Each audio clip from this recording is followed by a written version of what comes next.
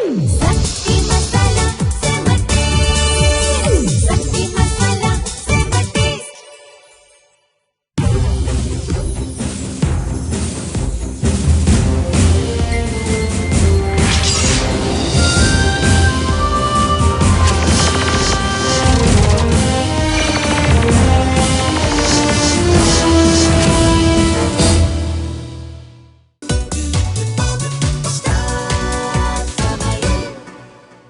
வணக்கம், நான் நடிகர் சென்றாயன். செம்ம டேஸ்ட்டு சக்தி மசாலா ஸ்டார் சமையல் மூலியமாக நான் உங்கள் கூட பேச போகிறேன். சிக்கனில் நிறைய வெரைட்டி கேள்விப்பட்டிருக்கீங்க. சிக்கன் 65, சிக்கன் தொக்கு, சிக்கன் குழம்பு, சிக்கன் வறுவல். ஆனால் சிக்கனில் இன்னொன்று இருக்குது, என்ன தெரியுங்களா? நெய் கோழி. எனக்கு ரொம்ப பிடிச்ச ஃபுட்டு. நான் ஏன் இவ்வளோ அழகாக ஒல்லியாக சூப்பராக இருக்கேன்னா இந்த நெய் கோழி தான் காரணம்.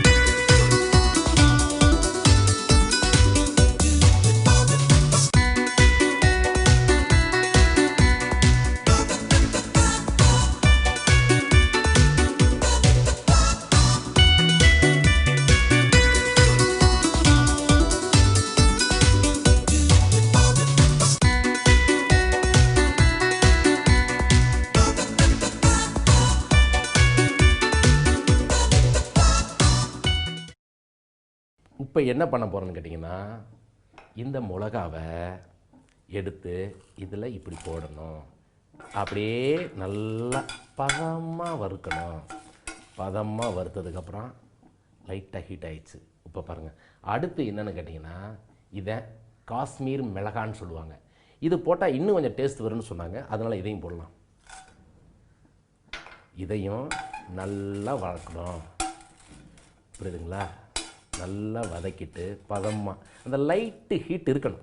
அந்த ஹீட் இருந்தால் தான் நல்லா டேஸ்ட்டு கிடைக்குன்னு முன்னோர்கள்லாம் சொல்லுவாங்க. அதனால் நல்லா வறுக்கணும். நல்லா வறுத்துட்டோமா? வறுத்ததுக்கப்புறம் அடுத்து என்ன பண்ணணும்னு கேட்டிங்கன்னா, மெழுகு. இந்த மெழுகு இப்படி போட்டணும். சாரி, தப்பாக எடுத்துக்காதீங்க. மிளகுக்கு மெழுகுன்ட்டேன், மன்னிச்சுக்கோங்க.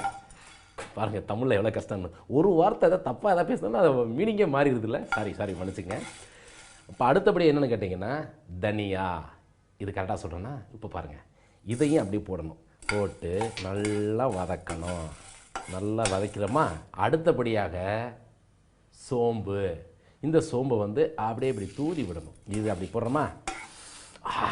இதுலேயே பாருங்கள் எவ்வளோ ஒரு டேஸ்ட்டு தெரியுது, ஒரு மணக்குது. தலைவா, இதே தலைவா, நம்மளும் சமையல் பண்ணலாம் தலைவா. நிறைய பெண்கள்லாம் தான் சொல்லியிருக்காங்க, எனக்கு தான் சமையல் தெரியலாம் சொல்லிட்டு இருக்காங்க. இந்த இது பாருங்களேன், இதுக்கப்புறம் நீங்களும் செய்வீங்க. நம்மளும் ஆம்புலன்ஸ் தலைவா, நம்மளும் செய்வோம்.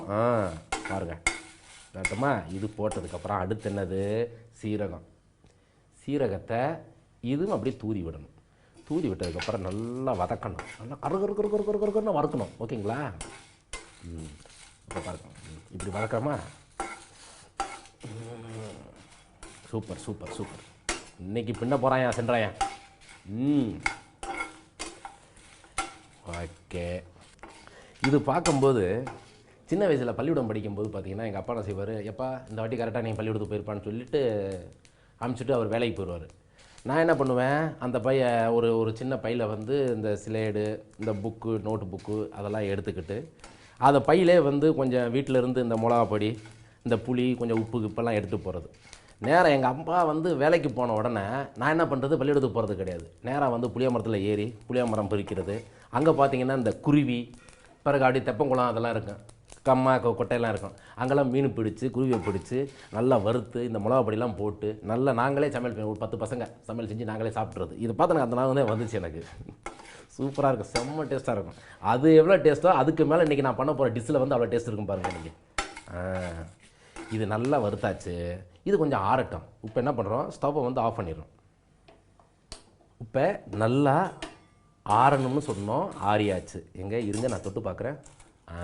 ஆறியாச்சு. இப்போ நம்ம இது என்ன பண்ணணும்னு கேட்டிங்கன்னா, மிக்ஸி ஜார் எடுத்து இப்போ இதோட இது போடணும். போட்டுரும். இப்போ இது போட்டதுக்கப்புறம் இதோட சேர்த்து என்ன போடணும்னு கேட்டிங்கன்னா, பூண்டு, இஞ்சி, இதோட ஏற்கனவே புளிஞ்சு வச்ச லெமன் ஊற்றி விட்டுணும். போட்டுட்டு இது மூடியை நல்லா டைட்டாக அமிக்கி அப்படி போடணும். போட்டு முடிச்சதுக்கப்புறம் இப்போ என்ன பண்ணணும், இருங்க இதுக்கு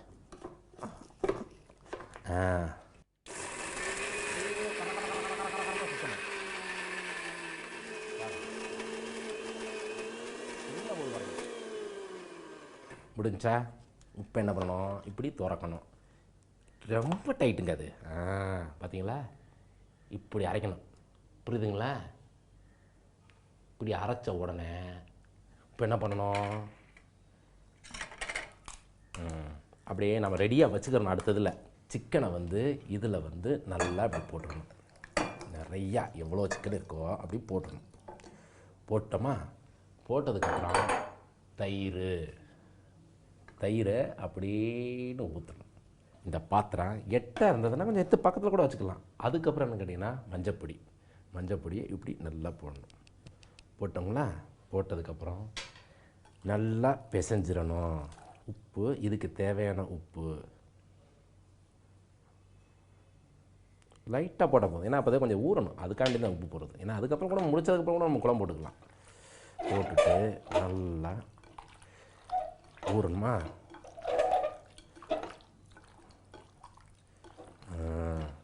நல்லா ஊறுது. ஐயோ, எனக்கே ஆசை வருதுன்னா பார்த்துங்களேன். பாருங்கள், இதே மாதிரி இது மாதிரி மட்டும் நீங்கள் செஞ்சு பாருங்கள். வீட்டில் டேஸ்ட் அப்படி இருக்கும். உங்கள் மனைவி மேலே எவ்வளோ கோபம் இருந்தாலும் இது வச்சு கொடுத்தீங்கன்னா அந்த கோபமெல்லாம் போயிருந்தலைவா, சண்டையே வராது. அவ்வளோ டேஸ்ட் இருக்கும் தலைவா, சூப்பராக இருக்கும். போட்டோமா, போட்டதுக்கப்புறம் என்ன பண்ணோம், நல்லா ஊறணும். மறந்துட்டேன் பாருங்கள், மசாலாவை மறந்துட்டேன் பாருங்கள். அரைச்சதே அதுக்காண்டி தான், அதை மறந்துட்டேன் பாருங்கள். இது அப்படி அப்படி அரைச்சி அப்படி இப்படி போட்டு அப்படியே பண்ணணும். மணக்குதுங்க. இப்போ என்ன பண்ணோம், இது இப்படியே வச்சு கிட்டத்தட்ட ஒரு 3/4 மணி நேரம் இல்லை 1 மணி நேரமே நல்லா ஊறட்டும். ஊறினாதான் அந்த இதெல்லாம் வந்து இந்த மசாலா, இந்த தயிர், இந்த லெமனு, இந்த மஞ்சப்பொடியெல்லாம் வந்து அந்த கிரேவியெல்லாம் அது உள்ளுக்க போகும். அப்போ தான் ஒரு டேஸ்ட்டு கிடைக்குன்னு சொல்லுவாங்க. ஓகே, நல்லா ஊறட்டும். ஊற வச்சுன்னா இதை எடுத்து இப்படி தனியாக அப்படி வச்சிடணும். அதுக்கப்புறம் என்ன பண்ணணும் கேட்டிங்கன்னா, கை கழுவணும். இல்லாட்டி இப்படி செஞ்சோம்னா அதெல்லாம் ஒட்டும், நல்லா இருக்காது. 1 மணி நேரம் ஆயிடுச்சு. இப்போ அடுத்தபடி என்னென்னு கேட்டிங்கன்னா, இந்த ஸ்டவ்வை இப்படி பற்ற வைக்கணும். பற்ற வச்சாச்சுங்களா, அடுத்து இந்த சட்டியை தூக்கி இப்படி வைக்கணும். அதுக்கப்புறம் பார்த்தீங்கன்னா இந்த நெய் ஃபுல்லாகவே ஊற்றிடணும். ஃபுல்லாக இப்படி ஊற்றிடணும் இல்லைங்களா. அவ்வளோதான். வெங்காயத்தை போடணும். வெங்காயத்தை இப்படி போட்டு நம்ம குழம்பு வைக்கிற மாதிரிலாம் அந்த வெங்காயம் வந்து நல்லா முருகலாக இந்த ஒரு அந்த ப்ரௌன் கலராக வந்து வதக்கணும்னு அவசியம் கிடையாது. இது வந்து லைட்டாக வறுத்தாலும் போதும். பிறகு கருவேப்பிலை கூட இதில் கூட போட்டுக்கலாம். ஏன்னா அது நல்லாயிருக்கும் போட்டாங்கன்னா. அப்போ அந்த கருகெல்லாம் அந்த இதெல்லாம் நல்லாயிருக்கும். அதுக்கப்புறம் நல்லா இப்படி வதக்கணும். புரியுதுங்களா? நல்லா வதக்கணுன்னா very very tasty, fantastic, beautiful. பாப்பா நெய் கோழின்னா நெய் கோழி தாங்க. சாப்பாடு உலகத்தில் வந்து சாப்பாடு இல்லாமல் எதுவுமே இல்லைங்க. ஒருத்தர் வந்து நல்லா சாப்பிட்றவங்கள பார்த்துருக்கங்களேன், அவங்க நிறையா சம்பாதிப்பாங்க, நல்லவங்களாக இருப்பாங்க, உடம்புல எந்த ஒரு நோயும் இருக்காது. ஏன்னா சாப்பாடு தான் மெயின். எது இருந்தாலும் நல்லா ருசித்து சாப்பிடுங்க. எது கிடைச்சாலுமே நல்லா சாப்பிடுங்க. அப்போ தான் உங்கள் உடம்பு நல்லா ஆரோக்கியமாக இருக்கும். நல்லா சம்பாதிக்கலாம், நல்ல மூளை வேலை செய்யும், நல்லா ஆரோக்கியமாக இருக்கலாம், நல்லா சுறுசுறுப்பாக இருக்கலாம். எண்ணங்கள், அதாவது வந்தீங்கன்னா ஒரு பல டென்ஷன். ஏன்னா இன்றைக்கி வந்து காலத்தில் வந்து அவ்வளோ டென்ஷன், மக்கள் ஜனத்தொகைலாம் அவ்வளோ ஜாஸ்தி ஆகிட்டாங்க. அதனால் வந்து நல்லா சாப்பிட்டிங்கனாலே மைண்டு நல்லா இருக்குன்னு வந்து முன்னோர்கள்லாம் சொல்லுவாங்க. அதனால் நீங்களும் நல்லா சாப்பிடுங்க. சாப்பிட்டிங்கன்னா உடம்பு நல்லா ஆரோக்கியமாக இருக்கும். கண்டிப்பாக இருக்கும். சூப்பர். இப்போ என்ன வறுத்தாச்சு. இப்போ வறுத்ததுக்கப்புறம் இப்போ என்ன பண்ண போகிறோம்னா, ஏற்கனவே நம்ம ஊற வச்சுருக்கோம் பார்த்தீங்களா அந்த கோழி, அந்த கோழியை எடுத்து இப்படியே போடணும். இப்படி போடணும். போட்டோமா, போட்டுட்டு அதுக்கப்புறம் விடுங்க, கை அப்புறமா கழிக்கலாம். எல்லாம் செட் ஆயிடுச்சு. உள்ளுக்குள்ள அப்படியே மசாலா ஏறுது. சென்றாயம் பின்றாயம். இதுக்கப்புறம் கிட்டத்தட்ட ஒரு 20 நிமிஷம் 25 நிமிஷம் ஒரு அரை மணி நேரம். அந்த அரை மணி நேரம் வந்து இதுக்குள்ளே வந்து அப்படி பாயில் ஆகணும். அந்த ஹீட் ஆனால் தான் அந்த மசாலா உள்ளுக்கு போய்ட்டு டேஸ்ட்டு கிடைக்கும். ஓகேங்களா? இந்த நேரத்தில் நம்ம என்ன பண்ணணும், உப்பு கொஞ்சம் லைட்டாக போட்டு விட்டுறணும்.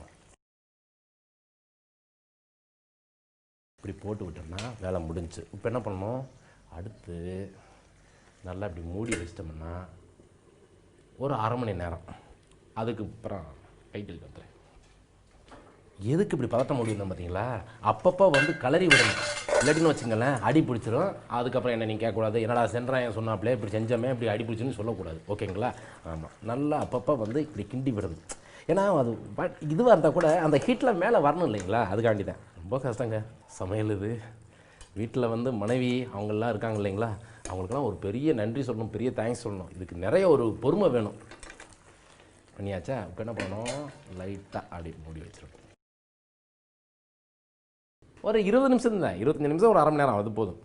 அப்பப்போ இது பண்ணணும். இன்றைக்கி எனக்கு பசியை விட ஆவல் ரொம்ப ஜாஸ்தியாக இருக்குது. இருங்க. என்ன நறுமணம், என்ன நறுமணம். ஆஹா, பிரமாதம். சென்றாயா பிச்சிட்டடா, சூப்பரா. நெய் கோழி தான். இப்போ பார்த்தீங்கன்னா இந்த இது வந்து இப்படி கிரேவியாக லைட் கிரேவியாக இருக்குது இல்லைங்களா? இன்னும் கூட நீங்கள் நெய் கொஞ்சம் போடுறதா இருந்தால் நெய் போட்டால் என்ன ஆகுன்னு கேட்டிங்கன்னா லைட்டாக கொஞ்சம் முருகலாக அப்படின்னு ஒரு பெப்பர் கலந்த ஒரு கலர் வரும். ஒரு அதாவது எப்படி சொல்கிறது, ஒரு சிகப்பு கலர் வரும் பார்த்திங்களா, அது மாதிரி வரும். நீங்கள் வேணும்னா போட்டுக்கலாம், இல்லை வேணாம்னா இப்படி இருக்குன்னா இப்படியே இருந்துக்கலாம். ஆமாம். அதுக்கப்புறம் இது போட்டதுக்கப்புறம் இந்த பாருங்கள், இது என்ன தெரியுங்களா, இது வெல்லம். இந்த வெல்லத்தை வந்து ஒரு துண்டு, இந்த முந்திரி பருப்பு அல்வா அந்த சைஸில் தான் நீங்கள் போடணும். நீங்கள் நிறையா போட்டுட்டு அதுக்கப்புறம் இனிப்பாக இருக்குது ரொம்ப துவர்ப்பாக இருக்குன்னு நீங்கள் சொல்லக்கூடாது. ஏன்னா லைட்டாக தான் போடணும்.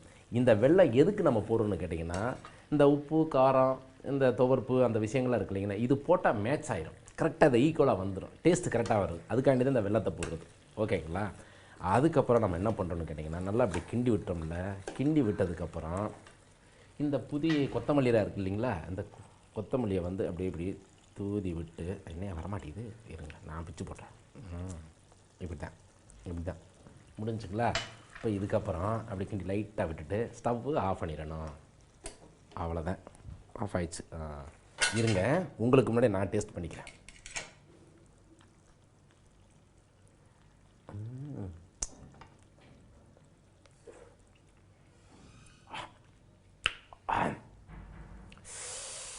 செம்ம டேஸ்ட்டுங்க, ப்ராமிஸாக சொல்கிறேன், செம்ம டேஸ்ட்டு. நெய் கோழியை வந்து எப்படி செய்யணும்னு நான் உங்கள்கிட்ட சொல்லிட்டேன். நீங்களும் செய்யணும்னா இதெல்லாம் செஞ்சால் தான் நெய் கோழி வரும், இல்லாட்டினா பொய் கோழி ஆயிரும். ஓகேங்களா? தயவு செஞ்சு நான் சொன்னது அப்படியே செஞ்சுருங்க. ஓகேங்களா? அவ்வளோதான், செம்ம டேஸ்ட்டாக இருக்குங்க. இதில் வந்து நீங்கள் லைட்டாக அப்படியே சோறுலாம் போட்டு அப்படி பிசைஞ்சு சாப்பிட்டீங்கன்னா, இவ்வளோ நீங்கள் நார்மலாக வந்து இவ்வளோ சாப்பிட்றீங்கன்னா இந்த கோழி நீங்கள் போட்டிங்கன்னா இவ்வளோ சாப்பிட்லாம். உண்மை நிஜம். Okay, thank you.